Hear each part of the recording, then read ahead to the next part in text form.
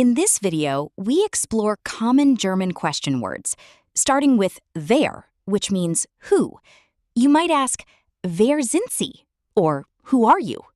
Next is was, meaning what. For example, was machen Sie translates to what are you doing? Moving to wo, meaning where. We use this in the question wo wohnen Sie, which means where do you live? Similarly, wohin asks about direction, meaning where to. You can say wohin gehen Sie, or where are you going? For origin, we use woher, meaning where from.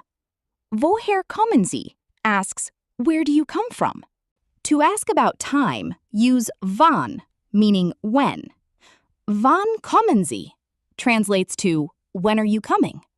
To ask for a reason, use warum, meaning why. You might ask, warum lernen Sie Deutsch? Or why are you learning German? For manner, we use wie, meaning how. A common greeting is wie geht es Ihnen? Or how are you? To ask about quantity or cost, use wie viel. For example, wie viel kostet das? Asks, how much does that cost? When asking about count, use wie viele. Wie viele Sprachen sprechen Sie? Translates to how many languages do you speak?